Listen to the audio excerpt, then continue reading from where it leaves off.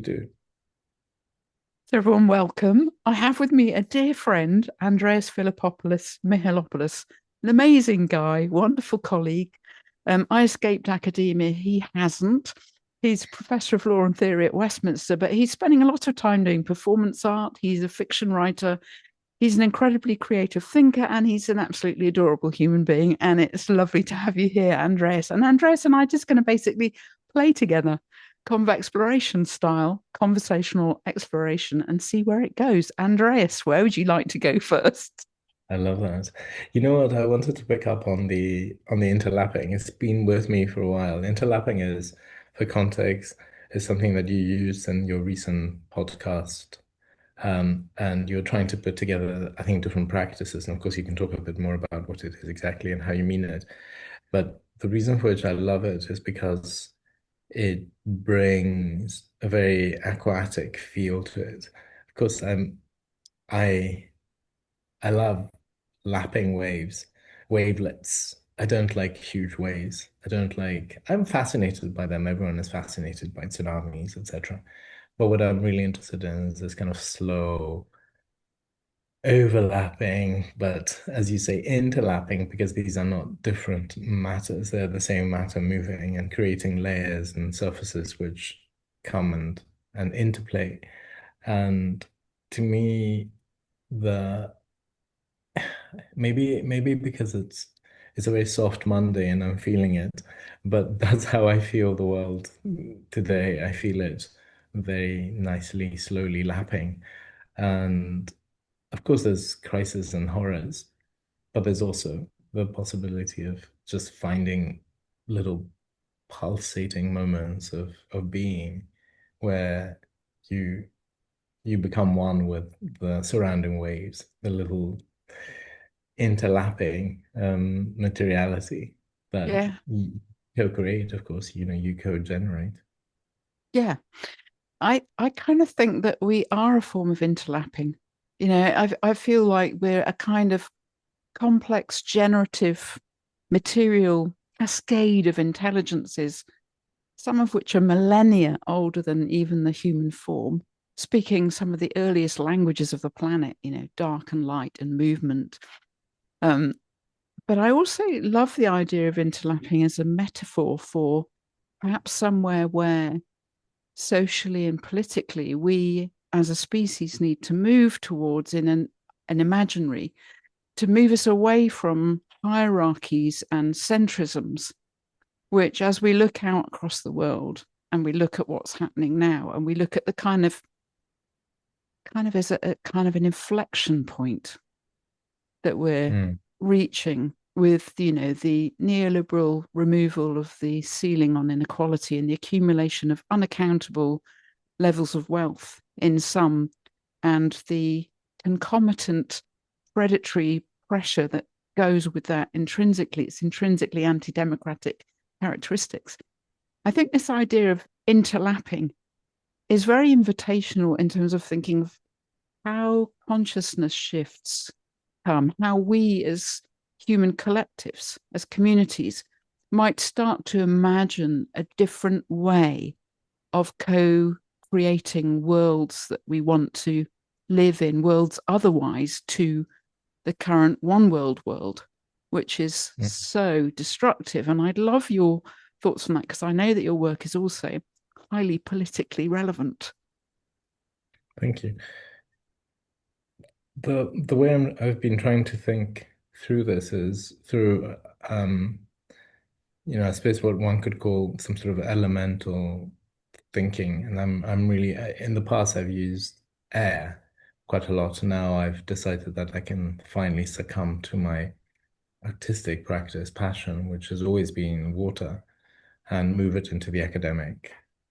Well, at the same time, it's not really academic because I think part of my mission, I think Anna, your mission as well, when you were in academia, but I think still from without, there's a implicit or explicit mission to change academia as well, an academic discourse. And I think greatly what I'm trying to do is do that. So when people say, is this an academic text, or even worse, when people say, is this law, being in the law school? it's always, I mean, it's increasingly a source of frustration. But and I my patience is getting a bit limited now. But at the same time, that's also a good reaction in the sense that, yes, of course it is. And, just open your eyes and see what it is and see the necessity of accepting it. So then in this book, the Hydrojustice book, I've tried to bring in what I've called wave writing. So it's a way of writing which also often is dictated by the text itself, rather than by the whatever it is, a superior rationality that dictates and directs the text. So very much in the way of it's and indeed it's not a metaphor, it's the way that one lets oneself be carried by the waves of the text and how the various concepts and perhaps it's not a stream of conscience, but it's the way that the need to say something is coming and taking over. So that's the first act of politics, in the sense of, for me, to find ways of coming to touch with a need, and then the need to express, and perhaps find a way to express it that that is loyal to the subject and to the substance of what it is that I'm trying to say. So in that very broad sense, I think it's really very important to keep a practice that is faithful to the matter and that we cannot separate the two. So the politics of hydrojustice are politics of horizontality. That means is essentially what you said earlier about non-centrism and non-hierarchies. And I try to talk about how horizontal, rather verticality has been maybe the sort of the it's been a few centuries now, which has been the main human impetus, to go higher, to stand upright, or to go deeper. But whatever it is, like either this or that. And what I'm thinking of is how precisely those surface movements, the horizontal movement of the water, the surface movement of the ice, the way that the fog sort of caresses the various surfaces. These are the ways in which I'd like to think of organization, of being next to one another. So I've been talking for a long time about this need for confluence through and against each other, but in different elements. So the previous one was about air, now it's so much about the complexity of water, and then the complexity of the water cycle, and how water has so many forms, and it's not just liquid. I'm very aware of it.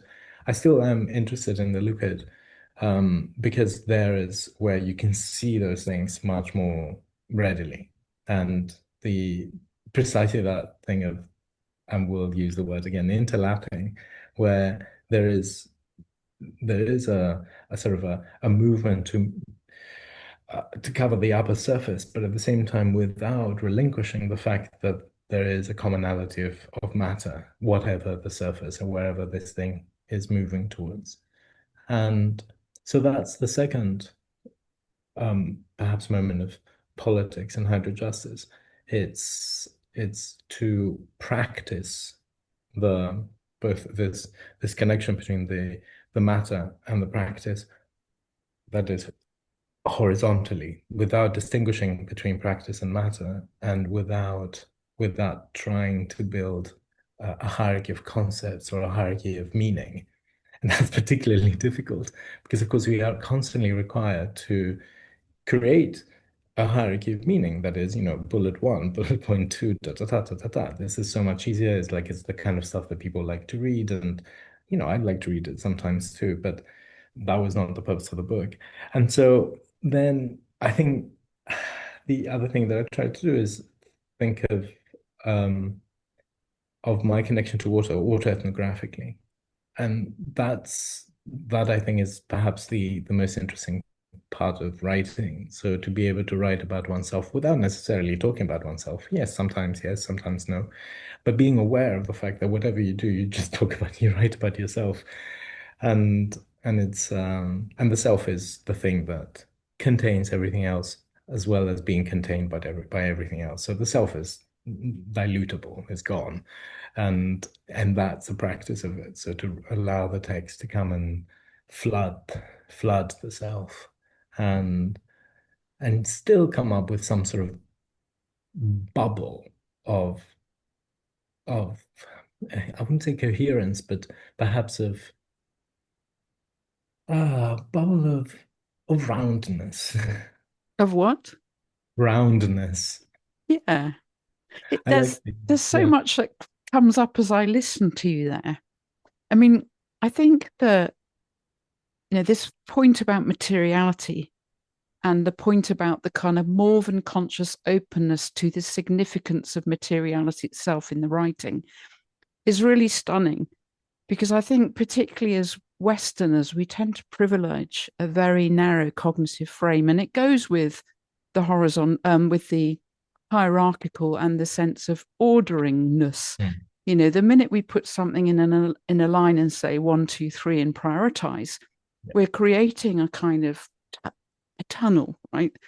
Whereas your horizontality, when you combine it with the liquidity of the materiality, you're talking about water, can kind of go anywhere.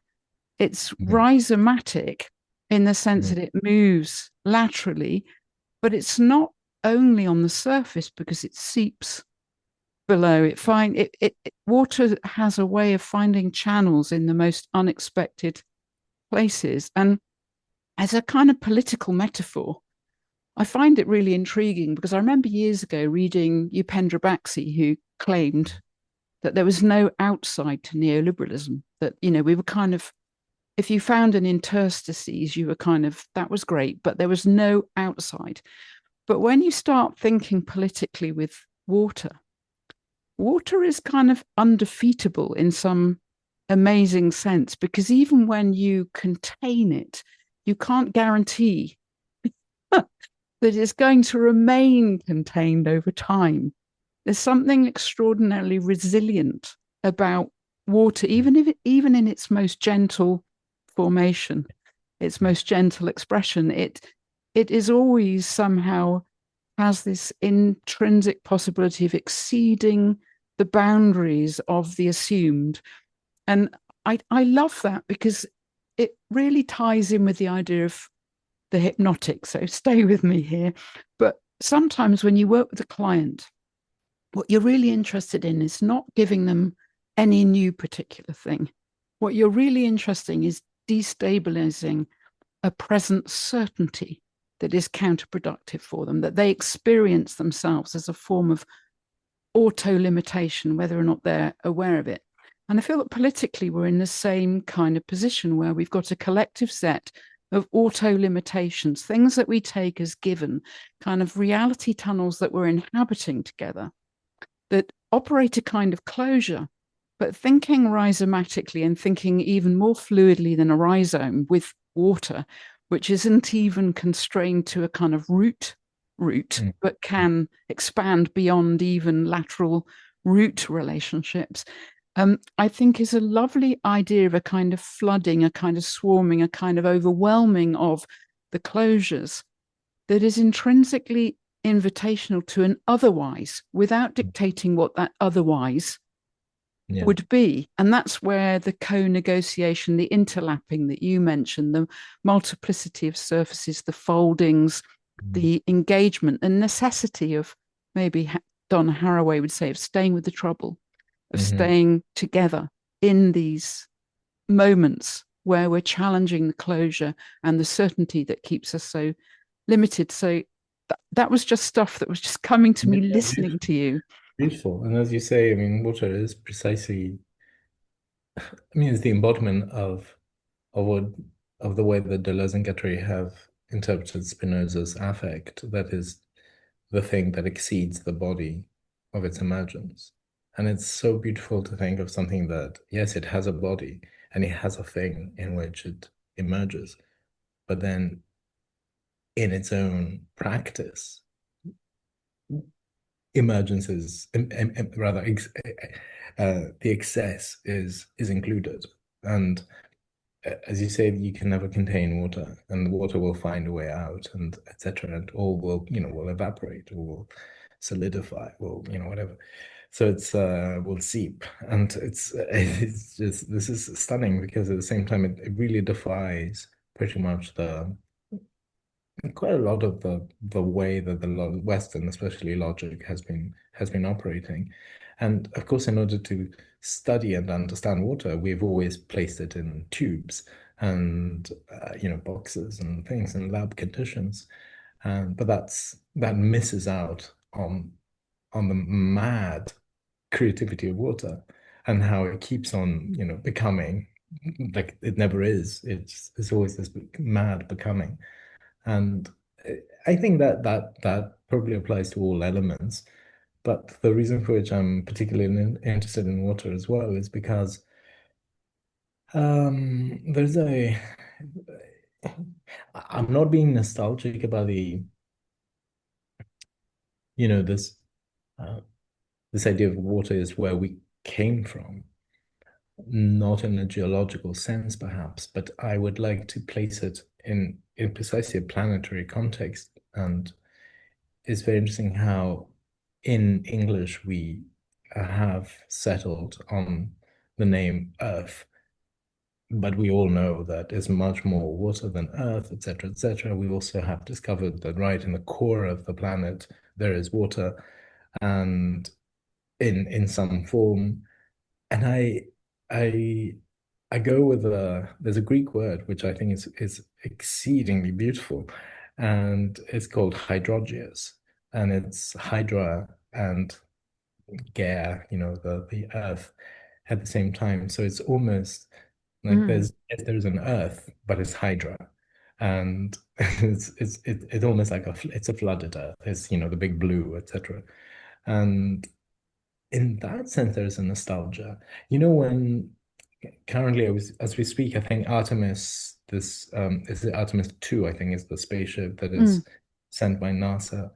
And they've been sending photographs, and there is this classic moment of seeing the big blue sphere from from a distance. And they say it's so beautiful. And there is this thing about, okay, beauty in the aesthetics, but apart from that, it is that is water that is held in space by itself, and nothing spilled. It's so fantastic. It's just so extremely beautiful. And in that sense, there comes a nostalgia of the womb, and the need to go back to a certain liquid safety where you could breathe within the water and with the amniotic fluid, and how this connects perhaps to a futurity, a way that we can imagine humanity is very different to how we understand it now. So I'm really interested also in the speculative exploration of different forms of humanity. So you mentioned hypnotism, and I think it's just a wonderful way of sort of, listening and vibing with the waves that exceed you. And if one manages to do that, then I think, one should be very happy. yeah. Well, the thing is, I think we are so ourselves tidal. And I think this gets forgotten. I think in the West, and I work a lot, as you know, with people with complex chronic fatigues. And in that whole world, there's a discourse of recovery, which Mm, again has like mm, political, mm, metaphorical, broader implications for how we think about what we do collectively now as we face this planetary moment where our linearities and our hierarchies and our artifices of control have actually brought us to a point where we are looking at ecological crises of multiple interconnected kinds, because of course it's all one entangled planetary whole. But that linearity of expectation that people can have when they're thinking about chronic illness, and the necessity to understand that we pulse as beings, that we are tidal, that there is no linearity, there is no linear return. We're always multiple becomings, multiple floods and flows and trickles and seeps, different levels of unimaginable complexity and intelligence, like trillions and trillions of mitochondria, you know, that are, I think Jane Bennett talks about the it in the I, the kind of more than humanness of the human. Yeah. And when you say, when you start to talk about reimagining the human, like different modes of doing humanity, I think the more than human, the kind of humility to recognize the more than human nature of the human, the quintessential earthlingness of us as critters, Mm, and our wateriness as mm, critters. I mean, we're an extraordinary amount of, water, actually, of different kinds, different fluids of different kinds. Um, there's such an invitation here to expand our imaginary of what it actually even means to be a human being, and what it actually even means to be human communities. And I'd love your thoughts on hydrojustice in relation to water shortage, which we know is, people have been predicting that water wars are going to be the key wars of the fairly imminent future, and we're already looking down that reality tunnel. So I'd love your thoughts on hydrojustice as it speaks to that particular tension that we're mm. facing at the planetary level. Yeah. I love thinking about water shortage on the same horizontality as excessive flooding and uncontrolled water disasters, because I think both of these things work on a very anthropocentric, of course, basis. So water shortage doesn't mean that there is no water, it means that there's no specific kind of water. And and flooding doesn't mean that, it just means that, as you said earlier, water finds its way, and that's all it does. So yes, of course, cities are in the way, but it's because of the way that everything else surrounding those cities and the cities themselves have been built. Mm, So I think it's really important to see it as as two, not even extremes, as two parts of a spectrum, and and understand that we are all complicit in what is happening, and we we are trying to, the various ways and various technologies that are trying to, or technological propositions that are trying um to suggest ways out, and I think that's very much part of the problem. I mean, one, we embrace technology, and we know that we cannot live without it, but we also know that who knows how much, well, I don't know how much water we're actually spending now while we're talking. We're going to be talking for yes. about, on the whole, half an hour, and God knows how many hundreds of liters of water will be washed through. So I think that's our complicity to both these conditions, to the spectrum of the conditions, is huge. I'm not saying that everyone is equally responsible, but I'll say that currently it's very difficult to understand the divisions of a humanity that's already so entrenched Mm, in such self-detrimental practices. And I think what we also have now is, as opposed to, say, I don't know, Middle Ages or Renaissance, where there was, just before Renaissance, let's say, where there was no n need to think of horizontality. Things were vertical, theological, regal, blah blah blah. But now we can't. We don't want to do that. We cannot comprehend. Well, in at least in some rationalities, we cannot comprehend how these things can still be plausible. And therefore, we have situations which might be, objectively, maybe better than what was happening in 1500s, in terms of accumulation of wealth, or what have you. But instead, what we have now is a very, very strong political conscience that does not allow, we have tasted horizontality of some sort, and we don't want to let this go. We cannot accept it. And I think that's the way to do it. That's the way to go. And then that's the way to carry on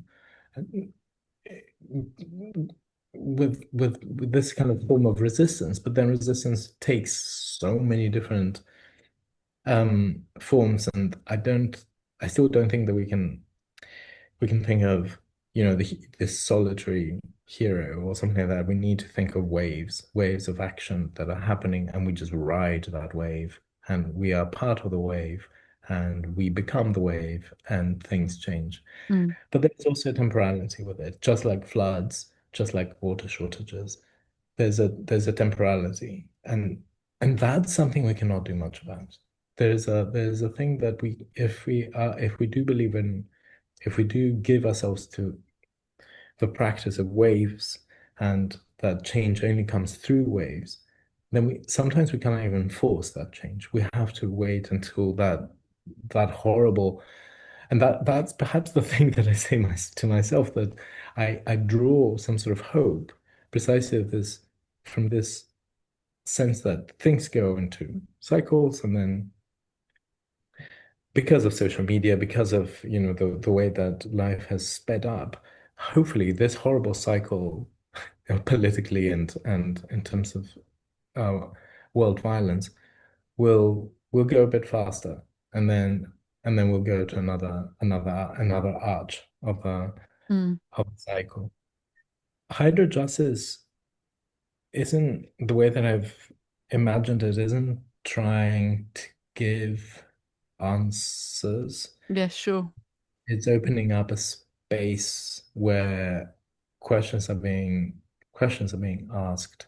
And what it tries to do at the same time is give hope, but not in a very traditional sense, because what I'm trying to think of in terms of hydrojustice is the way that um, justice and hydrojustice in particular, although I don't differentiate between the two, justice and hydrojustice anymore, has always been here and is always here. So in a sense, there's nothing we can do to achieve hydrojustice.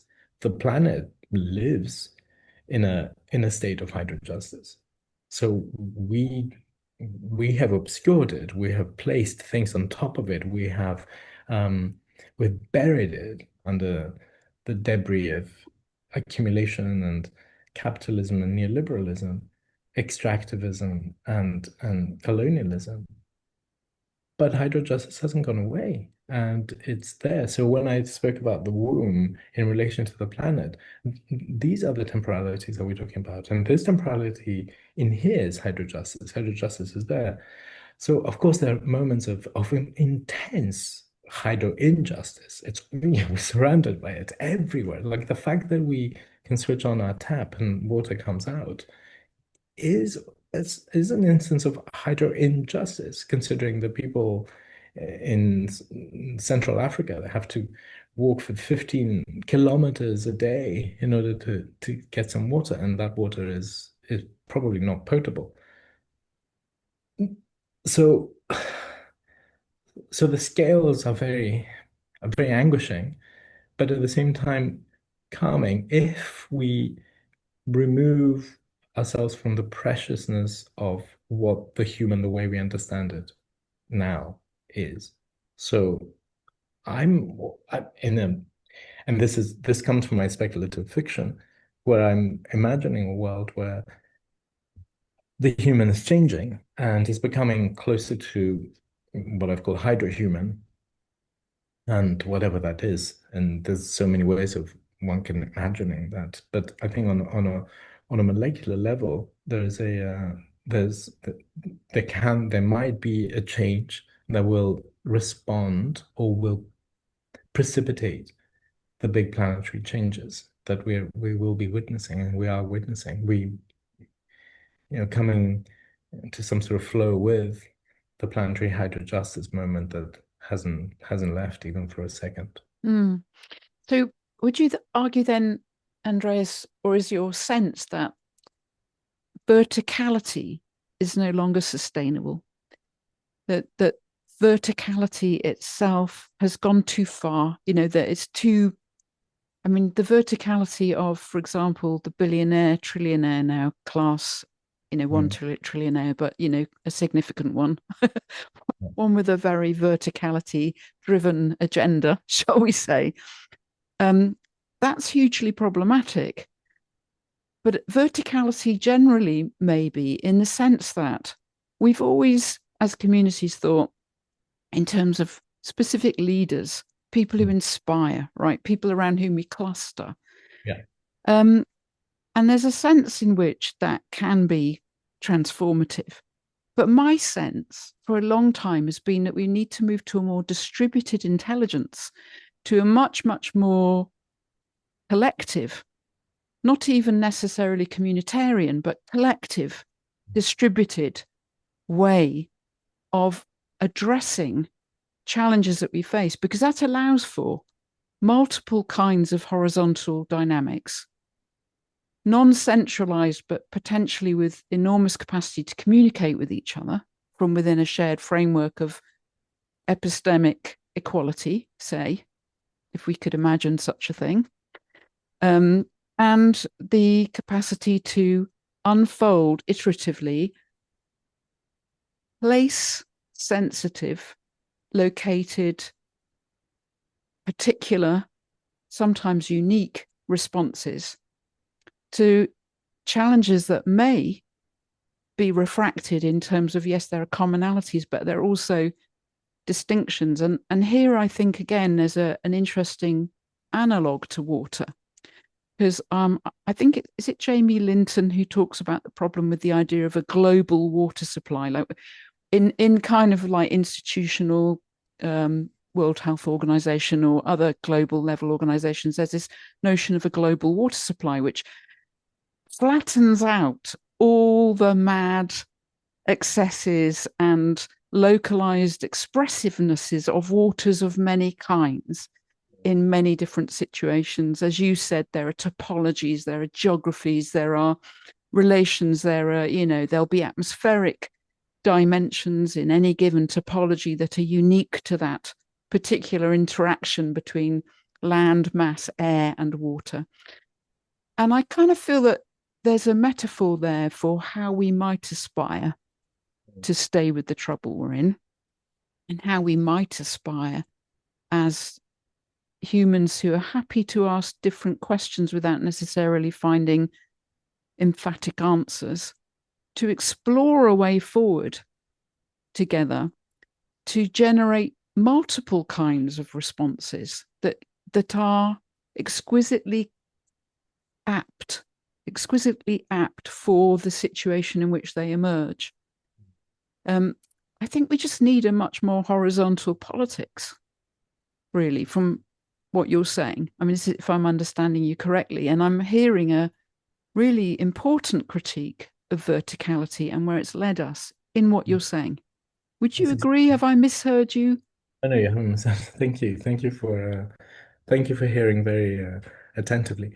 I think I think the moment where we hail as the beginning of humanity and Homo sapiens is also a way of, I'm not saying anything wise or new, but it's a moment of alienation. And and while I'm not advocating a return, I'm trying to push forth an awareness of that distance um between something that we used to be and something that we are now, and how this has been driven to um quite kitsch excesses such as, massive skyscrapers or fracking. These somehow these these things um are very related to me because they explore the arrogance of I mean, okay, and then we can think of it very, very figuratively as, of the phallic erection. And it's the erection of the building and And if one wanted to use biblical metaphors, of course, one can go very easily to the Tower of Babel and think of it as precisely that moment of where, okay, there's a limit to your verticality. Do it, play with it, but don't take it too seriously. Like, understand that it's not that you belong somewhere. It's not about belonging. It's that it's not even a crisis of verticality in the sense that we haven't reached that moment where we kind of say, okay, it's difficult to go more vertical. It can carry on being vertical, but the point is this, that the more we do that, the more we pushed out of, this planet's edge. We are we, we're tilting, we're off balance, and that's a fact. I mean, there's nothing to it's not even a it's not a it's not an ethical suggestion. It's a very factual moment of, yeah, we are in very deep trouble, and there's nowhere else to go but to stay with this trouble. And I'm not. I live in some sort of a schizo moment where, in my mind, where I'm both optimistic and very pessimistic at the same time. And I think, yes, thank you for nodding, because I think a lot of us share precisely this. And it's not that I find optimism in the small, some might have called romantic gestures of um of return or of origin, but it's more about I I find solace in the grandeur of precisely this cycle, and that's why when in the final part of the book I propose a hydra contract, and that is a speculative contractual text written in quite, I think, quite strict legalese. uh, but it brings in bodies of water together with one another and works through some of the movements of how we can expect to flow with and against each other. Because as you said, it's not just about coming together in unison as waters, but there's difference in water. There's a term by, well, several philosophers. I'm using Deleuze's way of thinking about the clinamen, which is, and also very interestingly, it's sort of the same root as clines in ocean waters, where they come together and they flow together, but they remain different. And I adore this soft, smooth sliding of difference. And I think we need to preserve that. And in the contract, what I'm trying to do is accept. Um, I've also called it the polyamorous ethics of shared flow. And that is that you receive and you give love in the sense of positioning yourself responsibly in relation to someone else, to everyone else. And you respect distances and propinquities. You respect the need for hidden alcoves, as well as the desire for open breathing spaces. And that's all through this contract unto hydrojustice. And what um, I'm having quite a lot of fun with is that one of the performances that I've devised around the book Hydrojustice is something that has to do with also my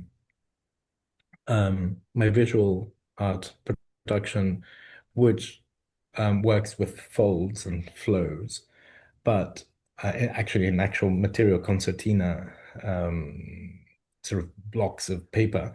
But at the same time, I'm using this as part of an expression of the contract, which is a chanting expression of the contract where I go through the motions and the articles, and there is a point that I give everyone a long piece of string that starts from a box filled with water.